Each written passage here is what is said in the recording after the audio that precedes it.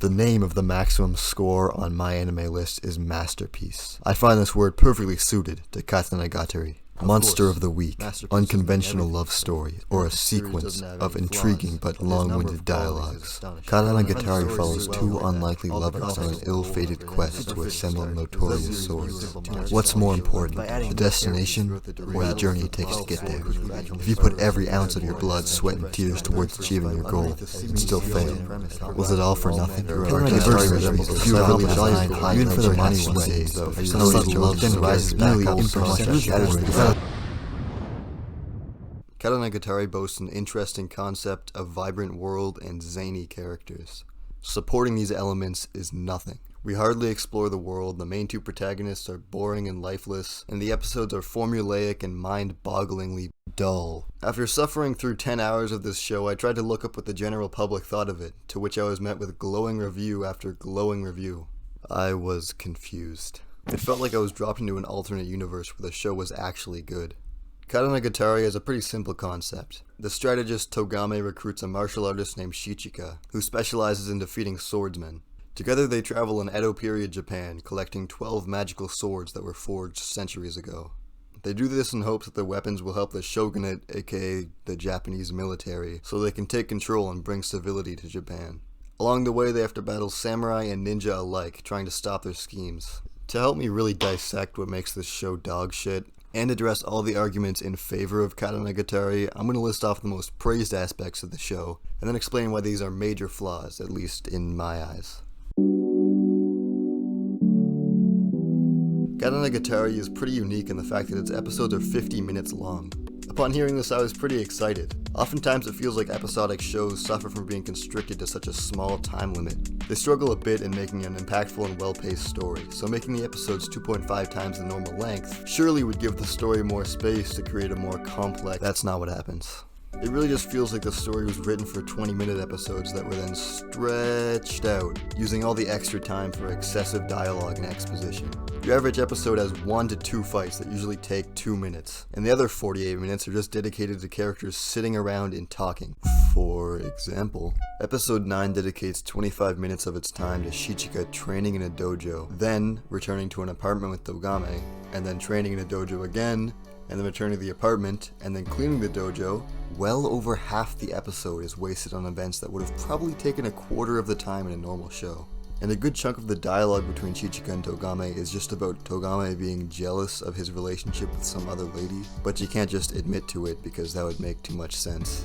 Just saying that in case you thought the talking might actually be interesting.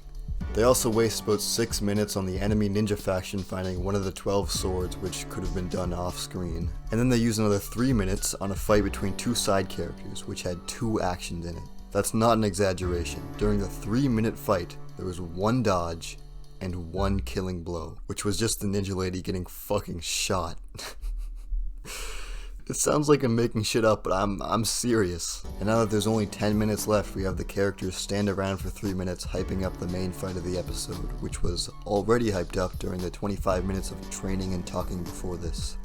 And the fight is over in a single anticlimactic hit, perfectly just slapping the face of any viewer who sat through the 40 minutes of exposition leading up to this moment. And then miraculously they were able to stretch the ending scene of Shichika and Togame taking the sword and walking away to about 6 whole minutes. Impressive work. Of course, this was one of the more egregious episodes, but they mostly follow a similar time-wasting formula.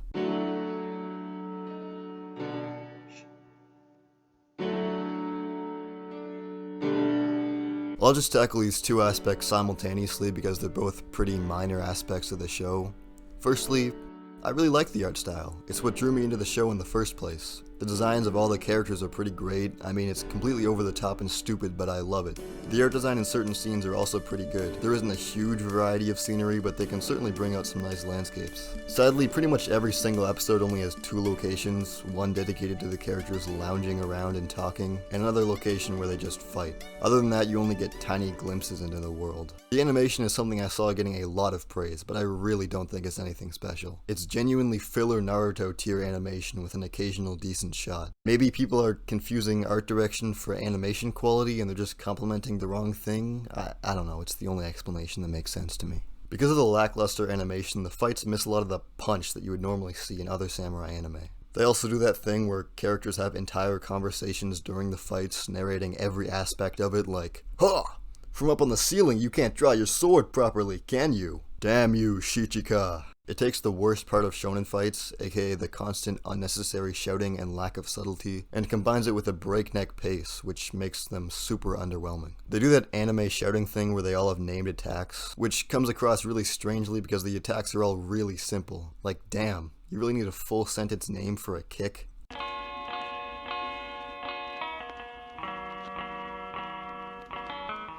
Because the fights are only a small aspect of the show, and when they occur they're really bad, there's a lot of emphasis on the dialogue being really funny and the characters being really good. They're not, though.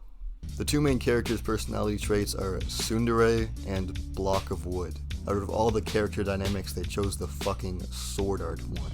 Fantastic. Pretty much all of their interactions involve Togame being really annoying and prattling off dozens of sentences, and Shichika being bland and personalityless. There's a lot of Togame trying to deny her feelings for Shichika and being jealous and hitting him because, again, her personality trait is tsundere. They try really, really hard to set up a romantic will they, won't they get together type of thing, but it just feels really forced. Shichika confesses his love to Togame in the first episode after about an hour of knowing her, and I really expected this to be some sort of a fake out and that he actually had alternative motives, but nope, he actually did fall in love with her, just really unconvincingly. And if you're wondering if the romantic subplot that they dedicate hours to building up actually pays off in the end, it doesn't. A big issue with the way they tell their story is that they have to spell out every single aspect of it. Every character, emotion, every bit of world building gets explained in long lines of text. It makes the world feel very boring and lacking in mystique or room for interpretation. It's far more exciting to explore the world by immersing you in it and letting you figure things out for yourself. When you explain every moment in painstaking detail, it just feels like a lazy way to get people to understand your story. To really get you to understand how all these aspects come together to ruin the show, I want to take you through the worst episode out of all of them, which means there will be some minor spoilers if for some reason you still want to watch it. Now let's talk about episode 4. The episode starts off with Togame bitching to Shichika, and then revealing that they have been challenged by the wielder of the fourth blade, which is called the skinny blade or the slim blade or the thin blade, I don't know, I'm not going to look it up. They then spend 3 entire minutes hyping up a fight that happens off-screen, by the way, and we then get some fan service that lasts uncomfortably long. After that, we get introduced to 3 insect-themed ninjas, who actually bounce off each other pretty well. They're probably the most likable characters in the whole show. It's revealed that they're headed to the island that Shichika used to live on so they can kidnap his sister and use her to beat him. Upon arriving on the island, they do the most logical thing and split up the group to attack her one at a time because, fuck it, this is Scooby-Doo now. This is where it's revealed that Shichika's sister is incredibly strong and kills the first ninja with ease. The rest of the episode follows her, which is unfortunate because she's the least likable character in the whole show. Her personality is being slightly nice and really mild-mannered. She also admits to ripping out Shichika's fingernails to teach him a lesson. I guess the creators of the show thought, wow, this is the worst character ever made. Let's dedicate 2 50-minute episodes to her. Anyways, the shtick of this episode is that no matter what the 3 ninjas do, she beats them with very little effort and very anticlimactically. Kinda like One Punch Man if it was horrible. Throughout the episode, you watch as the only likable characters in the whole show slowly die off in some of the worst fights I've ever seen. It's kinda like the anime equivalent of waterboarding. After that, it flashes back to Togame and Shichika, who have already had the main fight of the episode. They then proceed to literally actually, without exaggeration, describe the fight that happened off-screen in meticulous detail for almost 4 entire minutes. What? Is this supposed to be a joke? Like, haha, it's funny that I didn't see the fight and it was so epic. Who's the joke on? Me? It's on me, isn't it? Where are the cameras? I found that Katanagatari shared a lot of similarities with another anime, Dororo, which is about a boy named Hyakimaru who had most of his body taken by demons, and has to get it back by traveling around a dark and dreary Japan, defeating monsters and humans alike. The 2 characters have a similar silent and talkative dynamic, though it actually works well for them because they have really unique character interactions. Dororo has to talk, see, and hear for Hyakimaru, who's regaining his senses for most of the story. The fights are quick and well choreographed, and it has a super unique way of telling a story. The feeling of Hyakimaru slowly regaining his body gives a very strong feeling of progression, and you get to see him react to smelling or hearing for the first time. I'm not saying it's a perfect show, in fact it's far from it, but if you enjoyed Katanagatari or just like the concept, you should definitely give it a watch. Sorry, that was a bit of a tangent. At the end of the day, Katanagatari is a slog with boring fights and annoying, unrealistic characters. I think it's pretty telling that I had to look up the name of the two main characters while writing the script. The only names I remembered from the show was Ho-Oh, because that's a Pokemon, and Penguin, because he's literally just a penguin. I give it a whopping, wholehearted 3.5 out of 10. Uh-oh guys, it's positivity hour. What did I like about the show? Like I said, the character designs were fucking great.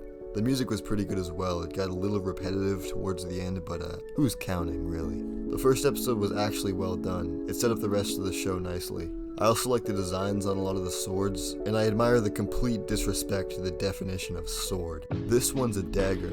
This one's 2 guns. This is a suit of armor. Not even a weapon at this point. And this one's a robot in the middle of Edo, Japan. Oh, and as far as endings go, I heard a lot of people saying it was horrible and a lot saying it was perfect. Personally, I thought it was fine. I expected a lot worse. Bye bye.